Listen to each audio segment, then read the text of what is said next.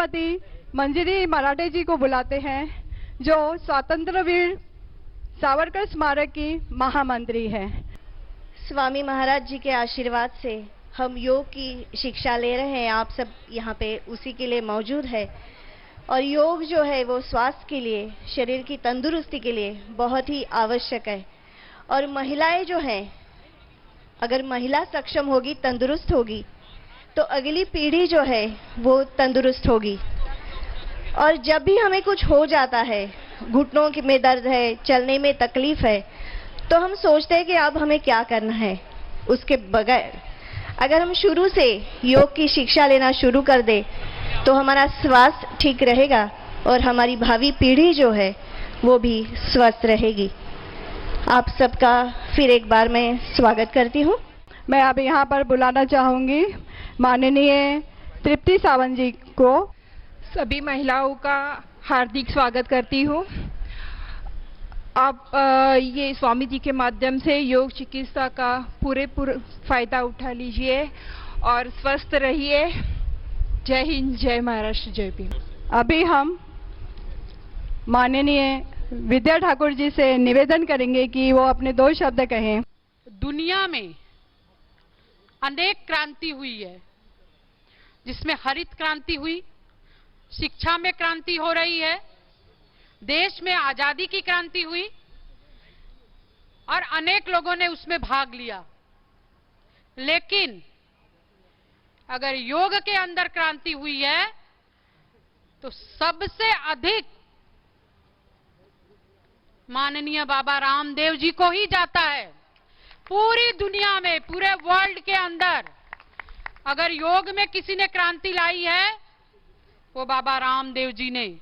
उन्होंने दुनिया को यह बताया कि योग कोई धार्मिक चीज नहीं है। योग है मेडिटेशन, योग है विश्वास, योग है हेल्थ, योग है सेल्फ डिफेंस और योग है सुरक्षा। हम लोग तो बहुत सौभाग्यशाली हैं कि हमारा ऐसे देश में जन्म हुआ है, बाबा रामदेव जहां रहते हैं, जिन्होंने योग में क्रांति लाई कि आज विश्व के लोग, दुनिया के लोग उसको अपनाने लगे हैं। आज इस महिला शिविर में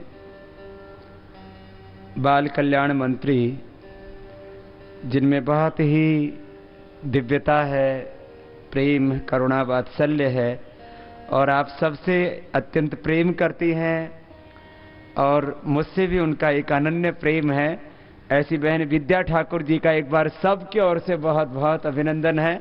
जरा तालियां आपकी जोर से बजे कि मैं महाराष्ट्र में हूं, मुंबई में हूं, तो आपका स्नेह, प्यार, वात्सल्य आपकी तालियों से मिलता है बहन विद्या ठाकुर जी को। और हमारे बहुत ही ऊर्जावान बहन हैं, यहाँ एमएलए हैं तृप्ति प्रकाश सावंत जी, एक बार उनका भी सबकी ओर से बहुत बहुत अभिनंदन है। बहुत तेजस्विनी है और वीर सावरकर जी के सपनों को, उनके सपनों का भारत बनाने के लिए बहुत पुरुषार्थ करते बहन मंजिरी ठाकरे जी का एक बार उनका भी बहुत बहुत अभिनंदन है। बहुत ही हमारी प्रेम वाली बहन है। इस पतंजलि योग समिति हमारे भाइयों का सबसे पहला हमने संगठन बनाया, तो दूसरा हमारा बड़ा संगठन पूरे देश में, फिर हमने महिला पतंजलि योग समिति, फिर भारत स्वाभिमान युवा भारत किसान पंचायत आदि संगठनों का गठन किया। तो जैसे पूरे देश में लाखों भाई सेवा में लगे हैं, ऐसे ही महाराष्ट्र और मुंबई सहित पूरे देश में लाखों बहनें लगी हैं सेवा में। एक बार उन सब का बहुत बहुत अभिनंदन है। और यहाँ माता सुशीला जी, संतोष कुमारी जी के साथ में बहुत ऊर्जा से काम कर रही है बहन मेधा जी का एक बार सबकी ओर से बहुत बहुत अभिनंदन है। रश्मि जी का, जिन्होंने बहुत पुरुषार्थ किया है, वृशाली, कश्मीरा, सुनीता जी, मीना जी, श्रद्धा जी, सबका, जो बहनें यहाँ पर आकर के आशीष लेकर के गई। अभी आइए हम सब योग की साधना में, जो योग हमारी जिंदगी के साथ बहुत गहरा जुड़ा है, आपको प्रतिदिन योगाभ्यास करना है। ज्यादा मंत्र आपको नहीं आते तो ओंकार का ही 3 बार उच्चारण करके, गायत्री मंत्र बोल करके योगाभ्यास शुरू कर दीजिए। भगवान को हम केंद्र में रखते हैं। ये सत्य है कि सारी शक्तियों का स्रोत तो भगवान ही है। सारे ऐश्वर्य का, सारे सुख का, सारे ज्ञान का, इस जीव जगत का आधार परमात्मा ही है, जो सर्वाधार, सर्वेश्वर, सर्वव्यापक, सर्वशक्तिमान, सच्चिदानंद स्वरूप परमात्मा, जो इस सृष्टि का कर्ता है, नियंता है, संघर्ता है, उस भगवान का पावन ओंकार नाम का उच्चारण करते हुए योग शुरू करते हैं।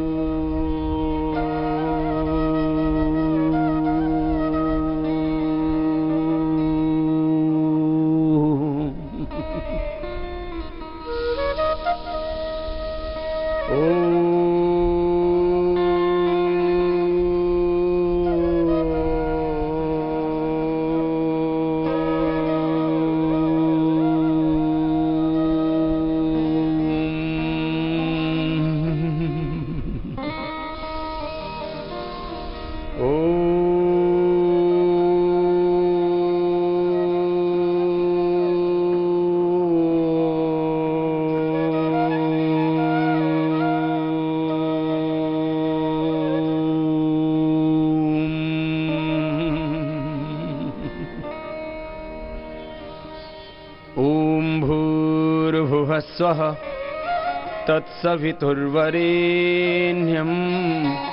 भर्गो देवस्य धीमहि धियो यो नः प्रचोदयात्।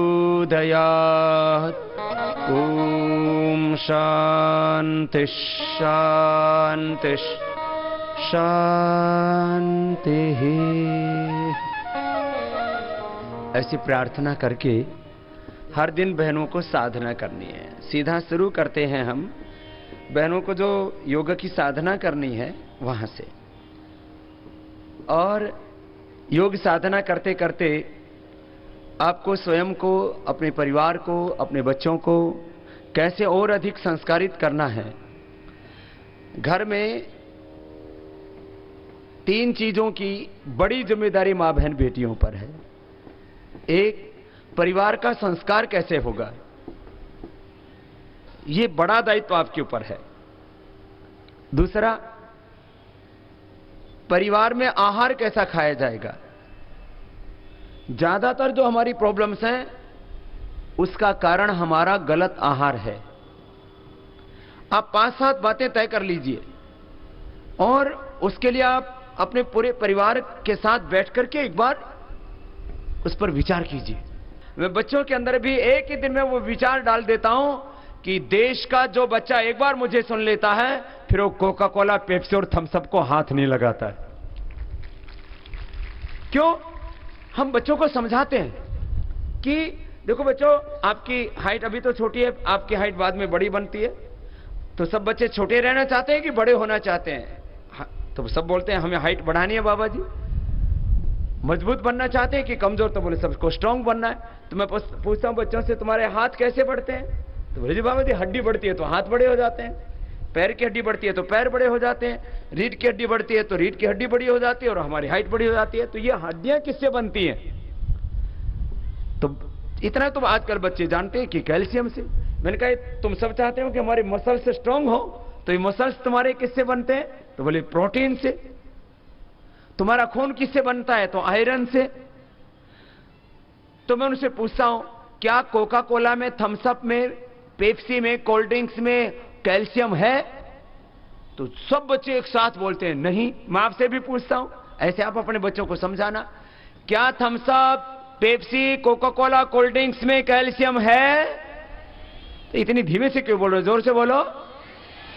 क्या Coca Cola, Thums Up, Pepsi, cold drinks के अंदर आयरन है? क्या उसके अंदर प्रोटीन है? क्या उसमें विटामिन हैं? क्या उसमें न्यूट्रिशंस, माइक्रो न्यूट्रिशन है?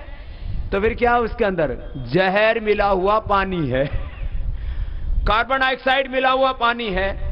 आजकल नया ऐड बना है, पहले तो उन्होंने ऐड बनाया था ठंडा मतलब कोका कोला, तो हमने उस ऐड की रेड मारी, हमने कहा इसमें कोई न्यूट्रिशन वैल्यू नहीं है, कोई विटामिन नहीं है, कोई कैल्शियम आयरन प्रोटीन नहीं है, इसके अंदर बस इतना है कि गंदे टॉयलेट में डालो तो उसको एकदम बढ़िया साफ कर देता है, इसका पीएच वैल्यू बहुत हाई है। तो हमने कहा ठंडा मतलब टॉयलेट क्लीनर। क्या बोला? अभी बोलिए जरा जोर से, ठंडा मतलब टॉयलेट क्लीनर। ये अपने बच्चों को समझा देना।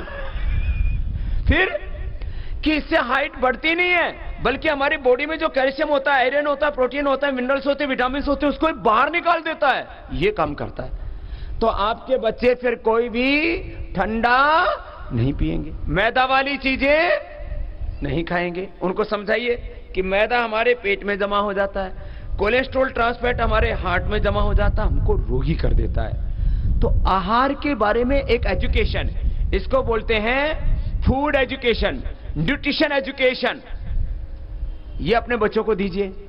तो आप संकल्प ले लीजिए अपने घर में, हमें कोल्ड ड्रिंक्स लाना, मैदा वाली चीजें लानी, ये। और हां, ऑयल के नाम पर हमको ये जो आजकल बहुत आता है ना बाजार के अंदर, रिफाइंड ऑयल, ये रिफाइंड ऑयल हेक्सेन से प्रोसेस करके तैयार करते हैं, इसको बोलते हैं सॉल्वेंट एक्सट्रैक्शन प्लांट। और वो सॉल्वेंट एक्सट्रैक्शन प्लांट होते हैं ना, उसमें हेक्सेन से उसको प्रोसेस करते हैं। और हेक्सेन एक पेट्रोलियम प्रोडक्ट है।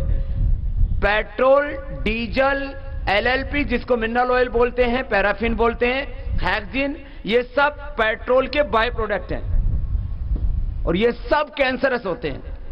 तो जो आप घरों में आजकल ज्यादातर बहनें कौन सा तेल यूज करती हैं? बोले जोर से, रिफाइंड ऑयल। और ये रिफाइंड ऑयल कैंसरस होता है। अब तुमको पता ही नहीं, खाती रहती हो। तो घर में आहार कैसा होगा, इसको तय कौन करती हैं? हमारी मां बहन बेटियां। आप घर में तेल कौन सा खाया जाएगा? घी। सबसे अच्छा घी किसका होता है? बोलो जोर से बोलिए। तो गाय का घी। और गाय के घी में सबसे अच्छा ब्रांड किसका है? तो यूज करती हो? तो क्या बात है, क्यों? क्योंकि उसमें कोई किसी तरह की मिलावट, तेल खा रहे हैं, रिफाइंड ऑयल, जिसको कैंसर वाला तेल है वो खा रहे हैं। और बालों में तेल लगाती है बहनें। ओ, ऐसा तेल लगाती हैं जिस तेल भी लग जाए और चिकनाई ना दिखे सिर में, बाल थोड़े बाउंसी बाउंसी दिखे। और बाउंसी बालों के चक्कर में वो ऐसा तेल लगाती है कि एक बार इधर से झटका मारे तो इधर चले जाएं, थोड़ा इधर से झटका मारे तो इधर चले जाएं, और बाद में पूरे ही चले जाते। क्यों? जरा गौर से सुनो। जो आप बालों का तेल बाजार से खरीद के लाती हो, पतंजलि के तेल को छोड़ करके 99%, और कुछ तो कंपनियों के तो 100% तेल में क्या होता है? उसमें लिखा रहता है मिनरल ऑयल। क्या लिखा रहता है? बोलिए जोर से बोलो। Mineral oil. किसी में पैराफिन, किसी में एलएलपी, और किसी में लिखा भी नहीं रहता, ऐसे 20 मटेरियल लिख देते हैं। वो पैराफिन क्या करता है? चूहों के ऊपर इसका प्रयोग किया गया, तो चूहों के स्किन के नीचे ट्यूमर डेवलप हो गई और चूहों को हो गया कैंसर। तो आप जो बालों में तेल लगा रही हो, amla hair oil, almond hair oil, hair and care, पता नहीं अलग अलग ब्रांड्स, डिफरेंट, इसमें देसी विदेशी सभी सम्मिलित है। ये जो पैराफिन वाला तेल है, ये भी क्या पैदा करता है? कैंसर। और आप बालों में लगाते रहते हो कि इसमें चिकनाई नहीं है, बड़ा अच्छा है। दूध में मलाई ना हो और तेल में चिकनाई ना हो तो इसका मतलब तेल है ही नहीं। चलो, ये तो मैंने बात की थोड़ा आपके घर में क्या आहार होगा, कैसा विचार होगा, कैसा संस्कार होगा, कैसा सबका व्यवहार होगा, ये आपको तय करना है। तो इसके बारे में भी आपको सिखाएंगे। सबसे पहले आपको अभी प्राणायाम सिखा देते हैं। धूप तो नहीं लग रही? आजकल बहनें धूप से बड़ी डरती है, सनबर्न हो जाएगा। अच्छा, मेरे माथे पर सामने सूरज है कि नहीं है, तो मुझे सनबर्न क्यों नहीं होता? चलो, जिनकी स्किन थोड़ी ज्यादा ही नाजुक है, तो आपका चेहरा तो मेरी तरफ है ना, थोड़ी धूप भी लगने दिया करो। धूप लगने से क्या मिलता है? Vitamin D. और बहनों में 4 चीजों की बहुत कमी है, vitamin D, vitamin B12, calcium and iron. बोलो मैं ठीक कह रहा हूं कि नहीं? ये 4 चीजों की बहुत कमी है। तो धूप में थोड़ा बैठ के प्राणायाम किया करो। तो प्राणायाम पहले बताते हैं, फिर सबको पतला बनाएंगे। कोई बहन अब मोटी नहीं रहेगी, सब बहनें योग करेंगी और सब पतली पतली हो जाएंगी। कैसी? जैसी आप 15 साल की उम्र में थी वैसी। बोले बाबा जी ऐसी बना दो। हम तो शादी करके तो ऐसी मोटी मोटी हो गई। शादी के बाद कई बहनों के शरीर में 3 बार बड़े कॉम्प्लिकेशन आते हैं। एक, जब पीरियड स्टार्ट होता उस समय हार्मोनल चेंज आता है। फिर जब शादी हो जाती है तो बच्चा होता है तो उस समय इनका शरीर का पूरा कबाड़ा हो जाता है। और तीसरा, जब पीरियड बंद होते हैं तो हार्मोनल इंबैलेंस होता है, स्किन ड्राई हो जाती है, हॉट फ्लैशेस होते हैं, बहुत तरह की प्रॉब्लम्स आती हैं। इन तीनों प्रॉब्लम से आपको बचने का उपाय भी बताएंगे। एक तो ये देखो, ये क्या करो,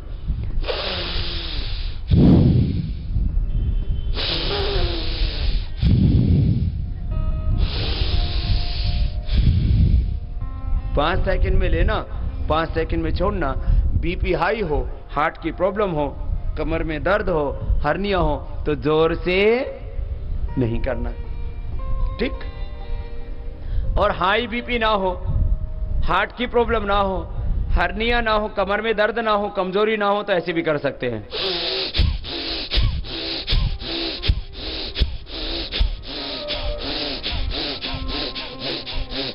लेकिन 1 मिनट से ज्यादा नहीं कर पाओगी, 1 मिनट में थक जाओगी। इसका नाम है भस्त्रिका।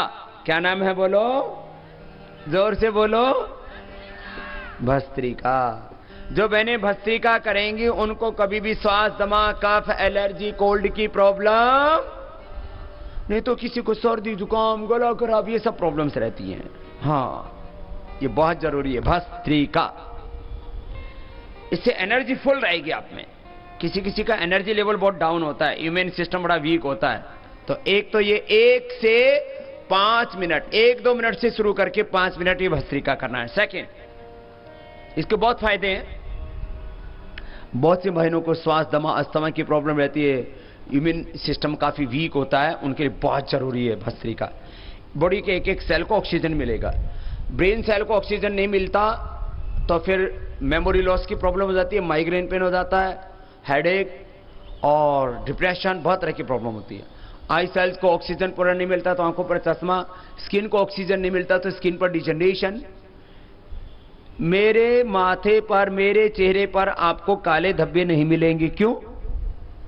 क्योंकि मेरी स्किन को पूरा ऑक्सीजन मिलता है।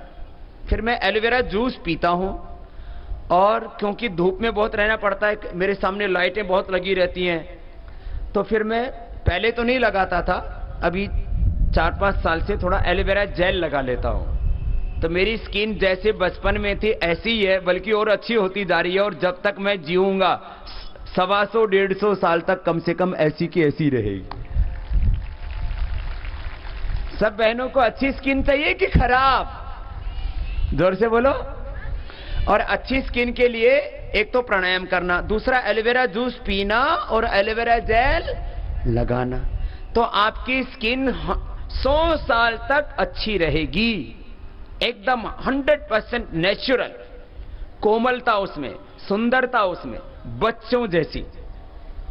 बाद में तो क्या क्या करना पड़ता है। बहनें किसी भी फंक्शन में जाती हैं तो पहले नीचे फाउंडेशन लगाती है, फिर उसके ऊपर कई तरह की डेंटिंग पेंटिंग करती है, मेकअप लगाती हैं, फिर आंखों के नीचे कुछ और लगाती हैं, आंखों के ऊपर कुछ और लगाती हैं, फिर आंखों की पलकों में कुछ और लगाती है, माथे पर कुछ और लगाती है, इधर इतना क्यों करना पड़ता है? इतना जितना समय मेकअप में लगाती हो इतना तो कपालभाति में लगा लो।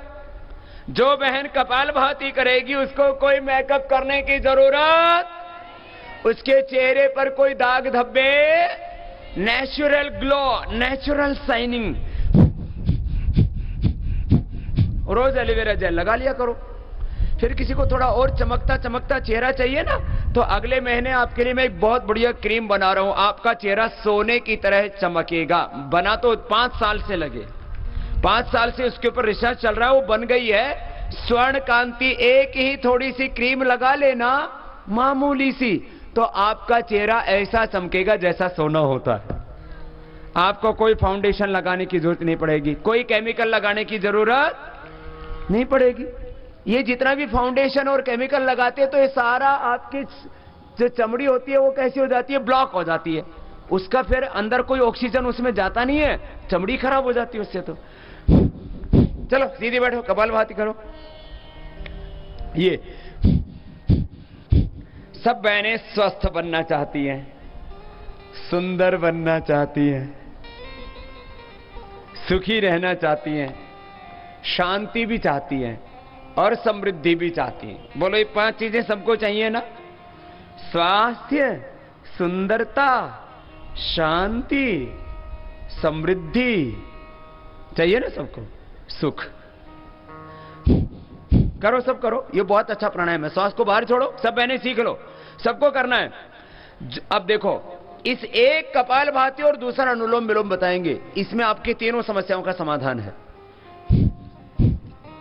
जो बेटियां कपालभाति करेंगी उनको सही टाइम पर पीरियड शुरू होगा। बेटियों को सिखाइए, अपनी 3 साल की बेटियों को सिखा दीजिए।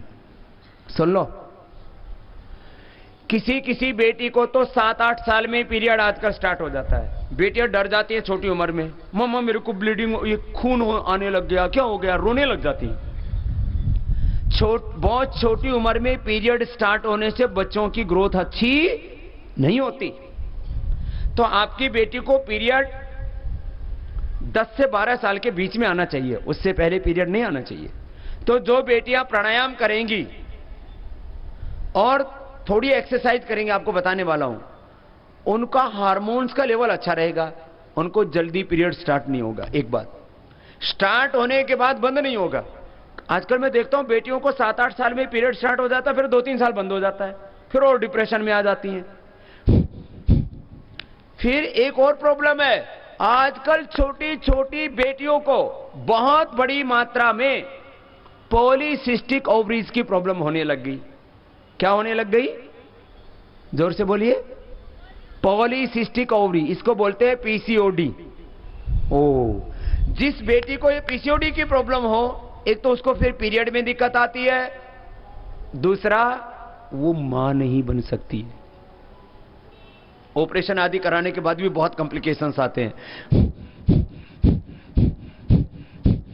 श्वास को बाहर छोड़ो। जो बेटियां कपालभाति करेंगी उनकी ओवरी में सिस्ट नहीं होगी। आज सारी बातें मुझे बहनों के ऊपर करनी है 2-2.5 घंटा, इसलिए मैंने आज बहनों को अलग से बुलाया है। क्योंकि भाइयों के बारे में बात करो तो उनको ऐसा लगता है तो सब बहनों के बारे में बात हो रही है, हमारे तो कोई काम की चीज ही नहीं है। तो तुम्हारे ही काम की बातें होंगी सारी। माताओं बहनों को स्टार्टिंग 3 साल की बेटी को प्राणायाम करना शुरू करवा दीजिए। 5-5 मिनट ये कपालभाति, 5 मिनट अनुलोम विलोम।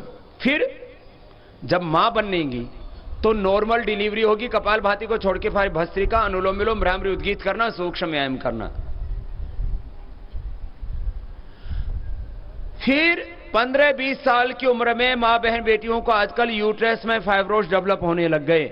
जितना भी तीखा तला हुआ खाती हैं, ज्यादा नमक मसाले खाती हैं, प्रिजर्व फूड खाती हैं, बर्गर पिज्जा खाती हैं, और तमाम तरह के पोल्यूशन के कारण से, एडल्टेशन के कारण से, जो भी कारण हो, आजकल ज्यादा और एक्सरसाइज कम हो गई है। Less physical activity, stress and food में एडल्टेशन, ये 3 कारणों से आजकल बेटियों को यूट्रस में फाइब्रोइड्स, ओवरी में सिस्ट, पॉलीसिस्टिक ओवरीज और हार्मोनल इंबैलेंस ये प्रॉब्लम हो जाती है।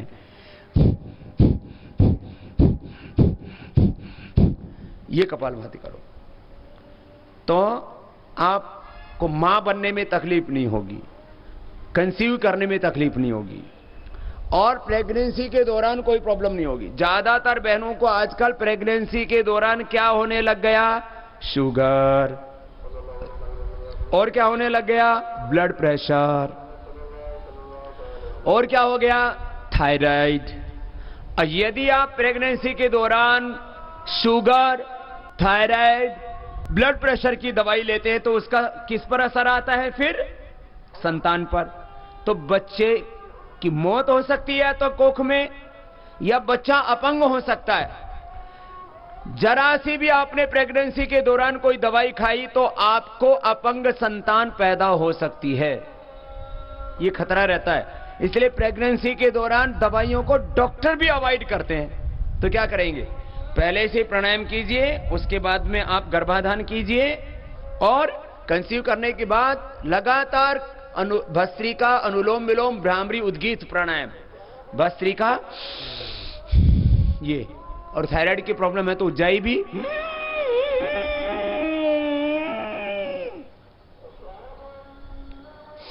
अनुलोम विलोम, भ्रामरी, उद्गीत, ओम। भस्त्रिका, उज्जाई, अनुलोम विलोम, भ्रामरी, उद्गीत। फिर श्वासों पर ध्यान, गायत्री मंत्र का, ओंकार का जप। तो सुन लो बहनों, जो बहनें प्राणायाम करेंगी उनको पीरियड स्टार्ट होते समय कोई दिक्कत नहीं होगी। पीरियड स्टार्ट होने के बाद उनको वाइट डिस्चार्ज की प्रॉब्लम, ओवर ब्लीडिंग की प्रॉब्लम, यूट्रस में फाइब्रोस, ओवरी में सिस्ट, पॉलिसिस्टिक ओवरीज, और फिर शादी विवाह होने के बाद में अंडा नहीं बनना, यह भी एक प्रॉब्लम होती है, या कम बनना, यह भी एक प्रॉब्लम होने लग गई। जैसे पुरुषों को स्पर्म काउंट कम हो जाता है तो फिर वो पिता नहीं बन पाते, उनको संतति नहीं होती, इनफर्टिलिटी की प्रॉब्लम हो जाती है। ऐसे ही माताओं बहनों में अंडा पूरा नहीं बनता है तो भी प्रॉब्लम आती है। कपालभाति प्राणायाम करने से अंडा पूरा बनता है और सही समय पर फूटता भी है, तो उससे उनको कोई दिक्कत ही नहीं आती कंसीव होने में। और एक खास बात यह है कि जिनकी फिलिपियन ट्यूब बंद भी हो तो वो भी खुल जाती है कपालभाति से। एक बात कहते समय थोड़ा मुझे संकोच तो होगा थोड़ा, लेकिन कुछ बहनें इन चीजों से थोड़ी थोड़ी अनभिज्ञ होती हैं, तो उनके लिए एक ये जनरल इंफॉर्मेशन है, क्योंकि शरीर विज्ञान का बोध तो सब बच्चों को, आप माताओं को देना चाहिए। देखो, शरीर में जो हार्मोनल चेंज आते हैं, फिर जो बॉडी की रचना है, इसके बारे में बेटियों के साथ बैठ करके माताओं को बात करनी चाहिए। नहीं तो बच्चे इधर उधर की खराब पुस्तकें पढ़ते हैं, नेट के ऊपर जाके इधर उधर सर्च करते हैं, उससे फिर उनको उल्टी पुल्टी ज्यादा बातें सीखने को मिलती हैं। एक तो पीरियड स्टार्ट होने के 8 दिन तक, 7 दिन तो बिल्कुल सेफ होते हैं, उसमें किसी तरह का कोई कंसीव नहीं होता है, और पीरियड फिर स्टार्ट होने के 18 दिन के बाद भी। तो ये जो कृत्रिम साधन अपनाते हैं, गोलियां खाते हैं, तमाम तरह के और दूसरे कृत्रिम साधन अपनाते हैं, उनको आपको रिक्वायरमेंट नहीं है। ये नेचुरल साइकिल होता था। बस एक अच्छा है, आपको 28 दिन में पीरियड हो जाने चाहिए लगभग। ये नेचुरल साइकिल आपका रहना चाहिए। तो फिर आपको ये जो गर्भ निरोधन के तमाम कृत्रिम साधन जो किए गए हैं, ये भी हार्मफुल हैं, सबको पता है। गर्भ निरोधक जो गोलियां खाई जाती है, उनसे क्या होने की संभावना रहती है? कैंसर। और हार्मोनल इंबैलेंस तो बिगड़ता ही बिगड़ता है। तो फिर आप लोगों को ये छोटी छोटी बातें भी पता होनी चाहिए, मैंने थोड़ा संकेत कर दिया। एक खास बात, प्राणायाम करने वाली बहनों का पीरियड का साइकिल, बाकी सभी केमिकल सोर्स हार्मोन्स का साइकिल एकदम बैलेंस रहता है। यदि 28 दिन में आपके पीरियड हो तो एक आधा दिन आगे पीछे हो जाए तो अलग बात है। तो ये आइडियल सिचुएशन है ना। तो प्राणायाम करने से, और तो आपको अभी एक्सरसाइज बताएंगे थोड़ी सी, उतना कर लेना तो आप एकदम फिट रहेंगे। तो बहनें, एक तो 12 में अभ्यास बताऊंगा आपको मोटापा के लिए, फिर 12 अभ्यास होते हैं सूर्य नमस्कार के, दोनों ही कर लिया करो। कितनी देर लगेगी? 10 से 20 मिनट, बस एकदम फिट रहोगी। जिंदगी भर आप बहनों को एक भी एलोपैथी की गोली ना खानी पड़े, वो आज सब कुछ आपको सिखा करके भेजेंगे, तो आपके घर का खर्चा वैसे ही कम हो जाएगा।